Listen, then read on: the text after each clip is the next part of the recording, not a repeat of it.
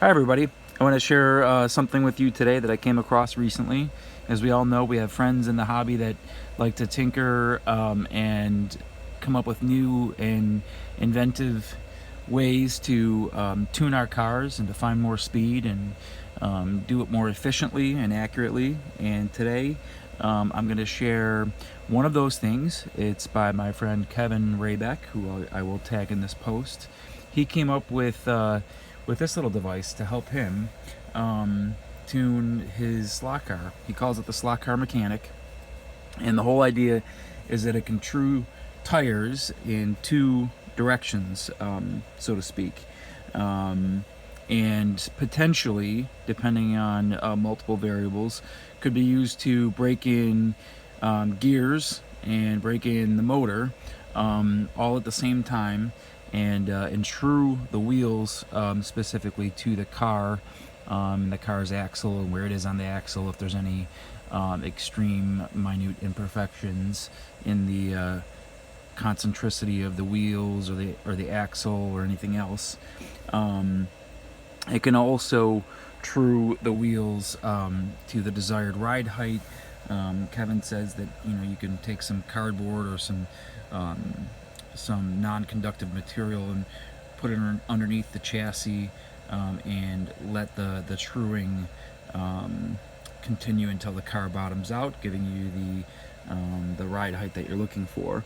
It can also be used to polish your tires on race day, and I'm trying to think here, what else did he say? Yeah, true your tires, polish them, break in your motor, break in your gears. Now, the motor break-in, obviously there's 100 different ways to do that, and everyone's got their own style and method. Some like to break them in under load, some like to break them in underwater, some of us like to break them in dry, some of us like to just drive them and break them in. I think that if you're going to break the motor in under load, you would probably want to be not using a high grit sandpaper, so that you don't have too much load on a brand new motor when the brushes are being radiused and developing too much of an arc on the commutator. But those are some potential benefits. He typically runs this thing at 4 to 5 volts, and the amperage draw is pretty minimal. You'll see that in a few minutes. The motor that we're using for demonstration purposes here is a long can higher torque motor. It's 20,000 RPM scale auto. But one of the benefits of using a long can high torque motor in kind of a setup like this, rather than in your own car, is that you can, in terms of like taking the wheels off and putting them on this setup here, rather than just setting your actual race car on here, is that you can more aggressively true your tires without causing undue wear on your race motor.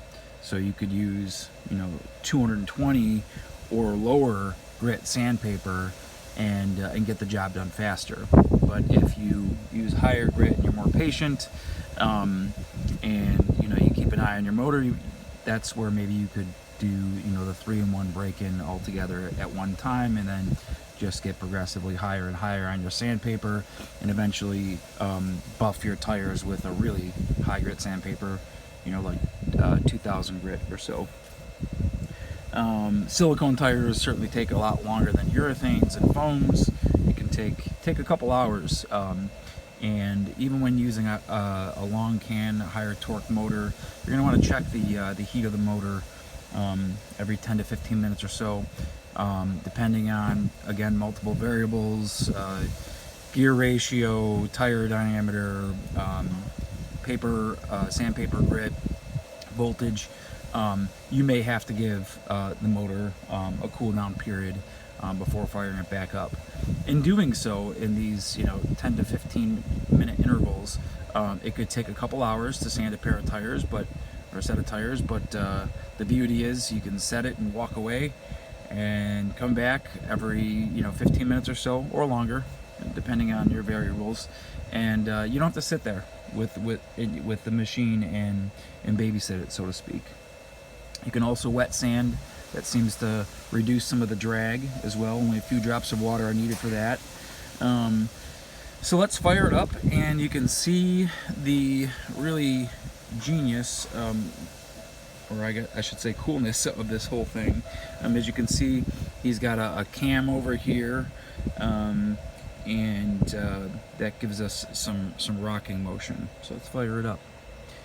All right, so we are at 0 volts, obviously, right now. We'll spin it up.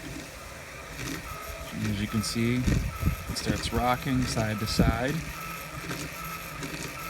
And depending on your voltage, it's going to speed up both the motor and the cam and give you a little bit more of a wag, if you will. We'll go up to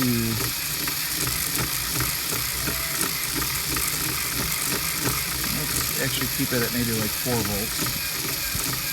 You see what the amps are.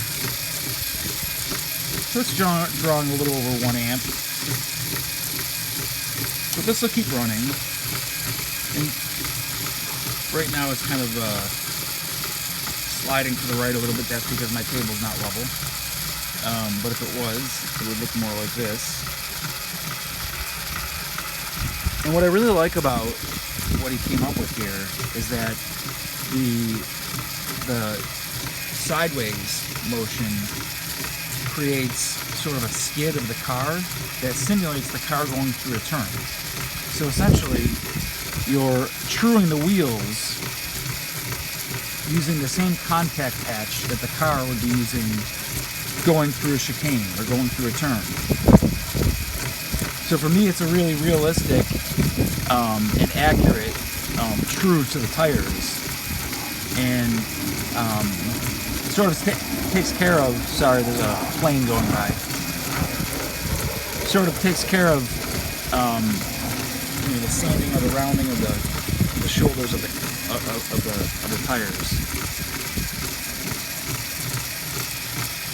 But as you can see, there's a little cam right there. I put a piece of 3M tape there just so it doesn't wear out the plastic. Got some extra cams here. You might be wondering what some of these red posts are for. I think the ones on the sides are self-explanatory, to minimize how much the car moves side to side, or to create more space if you have a wider chassis. The one up front is to allow the car to move up on the sanding surface, so that as the sandpaper becomes full with silicone, you can move the car up in increments to use a new patch of the sandpaper. And I'm sure most of us that are watching this have trued many sets of tires and are aware of this, but you don't have to throw the sandpaper out when you're done. You can easily clean it up with a nylon brush and keep using the sandpaper. But anyway, pretty neat, isn't it? Some people sometimes add weight on top of the motor or magnets to act as both a heat sink and also additional weight to accelerate the shoring process. So anyway, I hope you enjoyed. If you have any questions or comments, you can direct them to my friend Kevin Raybeck, as he's the one that came up with all this stuff. Take care, everybody.